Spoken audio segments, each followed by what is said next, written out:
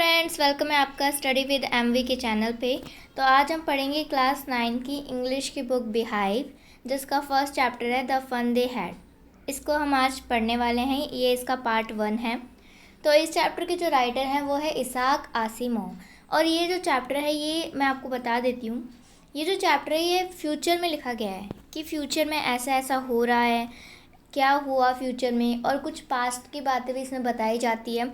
तो उसके बारे में हम इस चैप्टर में पढ़ने वाले हैं।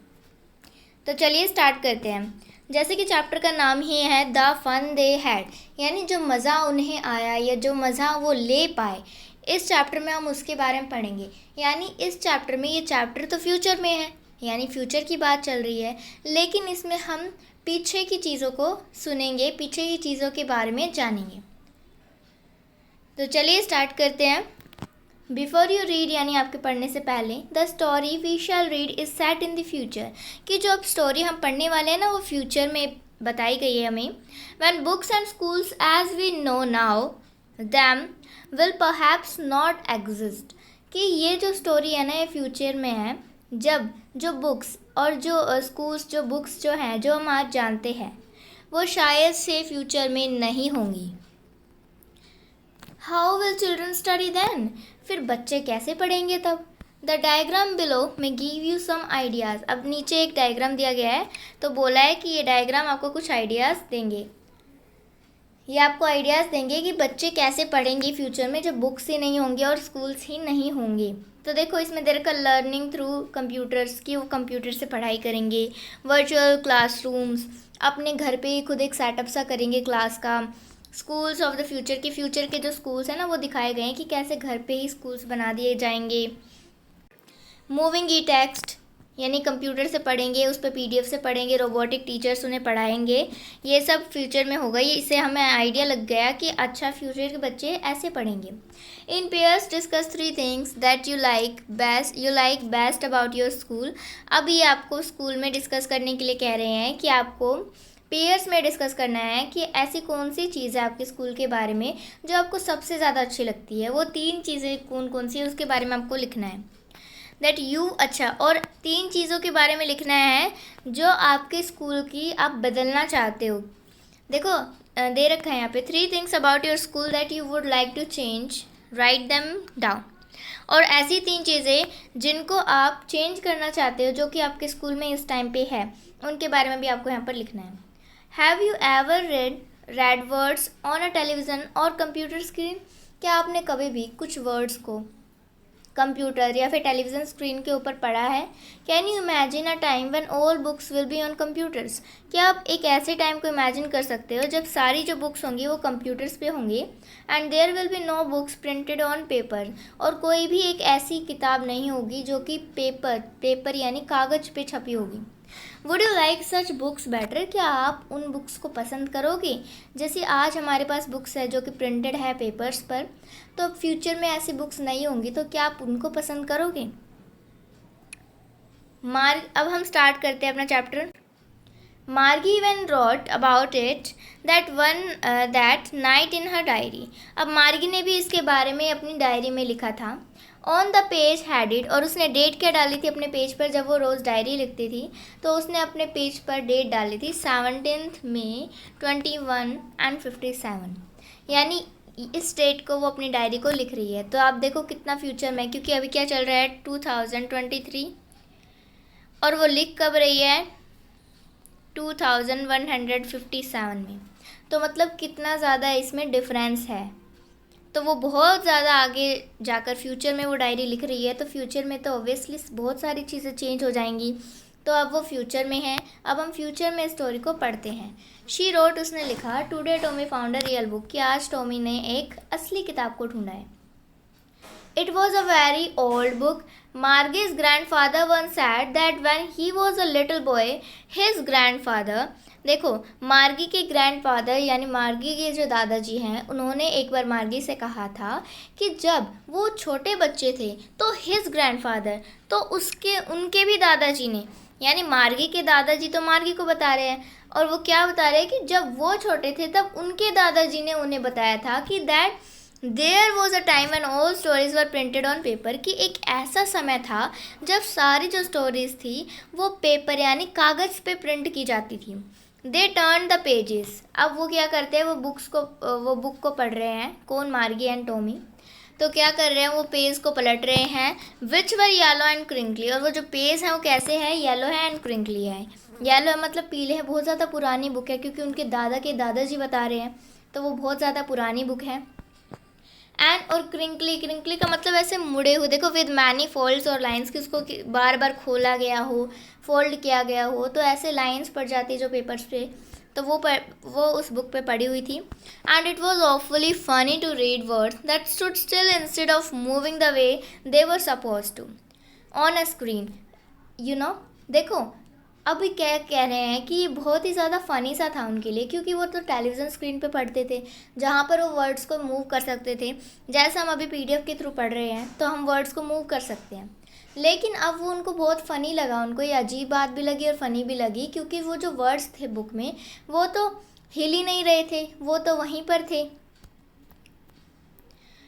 And then when they turned back to the page before, it had the same words on it that it had when they read it in the first time. और जब वो दोबारा से उसी पेज पर आते हैं जिसको वो पढ़ चुके थे, तो वो जो पेज होता है वो उसमें जो वर्ड्स होते हैं वो सेम होते हैं जो कि उन्होंने पहले ही पढ़ लिए होते हैं. यानी कि उनमें ना तो वर्ड्स चेंज होते, ना तो वो वर्ड्स हिलते थे. तो ये उन्हें बहुत ही फ़नी सा लग रहा था, बहुत ही स्ट्रेंज लग रहा था, क्योंकि उन्होंने तो ऐसा कभी देखा ही नहीं था. They were not known to those books. अब देखो, गी एंड सैड टॉमी. अब टॉमी ने देखा कि कैसी अजीब सी बुक है, येलो भी है ये तो और क्रिंकली भी है इसके पेजेस. तो वो कह रहा है गी, व्हाट अ वेस्ट. टॉमी कहता है कि क्या कचरा है. When you are through with the book, जब आप ऐसी बुक के साथ हैं, you just throw it away. आपको बस इसे फेंक देना चाहिए.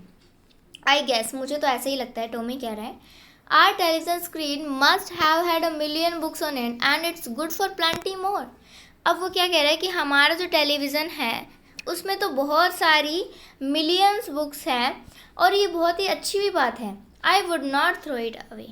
पर मैं इसे नहीं फेंकूंगा. सेम विद माइन सैड मार्गी. मार्गी भी कह रही है हाँ टॉमी सही कह रहा है. She was 11 and hadn't seen and as many telebooks as Tommy had. He was 13. अब इसमें हमें एज बता दी गई है कि मार्गी तो कितने एज की है, 11 की है, और टॉमी 13 की है. टॉमी 13 का है. तो मार्गी ने तो इतनी सारी बुक्स नहीं पढ़ी हैं, टेली बुक्स नहीं पढ़ी है. टेली बुक्स क्या होती है? जो कंप्यूटर्स पे बुक्स होती है ना, जिनको हम मूव कर सकते हैं, जो टेलीविज़न स्क्रीन पे टेलीकास्ट होती है, उन्हें कहते हैं हम टेली बुक्स. तो मार्गी ने तो इतनी सारी बुक्स पढ़ी नहीं थी क्योंकि वो तो 11 ईयर्स की थी, और टॉमी ने बहुत सारी बुक्स को पढ़ लिया था, बहुत सारी टेली बुक्स को पढ़ लिया था. शी सैड, उसने कहा, where did you find it. अब मार्गी अपने ब्रदर टॉमी से क्वेश्चन कर रही है कि आपने इस बुक को कहाँ पर पाया या कहाँ से आपको ये बुक मिली. In my house. अब टॉमी क्या कह रहा है कि इन माई हाउस यानी मेरे घर में. He pointed without looking because he was busy reading in the attic. Attic क्या होता है कि एक space just below the roof used as a store room, कि छत से थोड़ी सी मतलब छत के बिल्कुल नीचे स्टोर रूम की तरह एक जगह को बना दिया जाता है बिल्कुल रूफ के नीचे, उसे हम बोलते हैं एटिक. तो उसने क्या किया, उसने पॉइंट कर दिया एटिक की साइड कि मैंने अपने घर में एटिक पर ये बुक को पाया है या इस बुक को मैंने खोजा है, क्योंकि ही was busy reading the book. क्योंकि वो जो है ना उस बुक को पढ़ने में इतना बिजी था कि उसने देखा भी नहीं और सीधा पॉइंट आउट कर दिया that I found the book there. चलिए, व्हाट इज़ इट अबाउट. अब मार्गी क्वेश्चन कर रही है कि ये बुक है किस चीज़ के बारे में है. तो टॉमी आंसर करता है इट्स अबाउट स्कूल. तो वो क्या आंसर करता है कि स्कूल के बारे में है वो बुक. मार्गी वॉज स्कॉर्नफुल. स्कूल. अब मार्गी को तो बिल्कुल भी अच्छा नहीं लगा, मार्गी को स्कूल पसंद ही नहीं था. What's there to write about school. यहाँ पर ऐसी क्या चीज़ है जो जिसके बारे में स्कूल में ऐसी क्या चीज़ है जो स्कूल के बारे में कुछ लिख सकते हैं.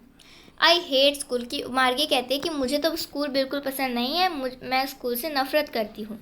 मार्गी ऑलवेज हेटेड स्कूल. मार्गी ने हमेशा स्कूल से नफ़रत की थी. But now she hated it more than ever. लेकिन अभी इस समय उसको स्कूल बहुत ज़्यादा गंदा लग रहा था, उससे भी ज़्यादा गंदा लग रहा था जितना उसे पहले गंदा लगता था। The mechanical teacher had been giving her test after test in geography and she had been doing worse and worse until her mother had shaken her head sorrowfully and sent for the counting inspector. Margie का जो mechanical teacher था, mechanical teacher क्या होता है, तो mechanical teacher उस teacher को कहते हैं जो टेलीविज़न स्क्रीन पर आए और उनको पढ़ाए। तो यहाँ पर जो मैकेनिकल टीचर है वो उनके जो टेलीविज़न स्क्रीन है उस पर अपीयर होता है और उनको पढ़ाता है। तो अब मार्गी को स्कूल क्यों नहीं पसंद आ रहा था, तो उसे स्कूल इसलिए नहीं पसंद आ रहा था क्योंकि जो उसका मैकेनिकल टीचर था वो उसे टेस्ट के बाद टेस्ट ही दिए जा रहा था जियोग्राफी में, और वो बहुत ही घटिया से भी घटिया किए जा रही थी अपने टेस्ट्स में। तो तब तक वो मतलब अच्छे नंबर नहीं ला पा रही थी। तब तक उसकी मम्मी ने उसको सॉरोफुली यानी बहुत ही दुख के साथ उसके सिर को हिलाया, मतलब कि उसको जगाया कि ये तुम क्या कर रही हो, और उसको काउंटी इंस्पेक्टर के पास भेजा। काउंटी इंस्पेक्टर क्या होता है, तो काउंटी इंस्पेक्टर मैकेनिकल टीचर्स जो होते हैं उनको सही करने के लिए होते हैं, उसको कहते हैं काउंटी इंस्पेक्टर। क्योंकि mechanical teachers gate sometimes fault, तो उन फॉल्ट को ठीक करने के लिए एक इंसान की ज़रूरत होती है, जिसे यहाँ पर काउंटी इंस्पेक्टर का नाम दिया गया है। तो अभी हमने 3rd पैराग्राफ तक पढ़ लिया। ये तो था हमारा आज मतलब पार्ट 1 इस चैप्टर का। आगे का हम कवर नेक्स्ट वीडियो में करेंगे। तब तक के लिए लाइक करें, शेयर करें, फॉलो करें। बाय।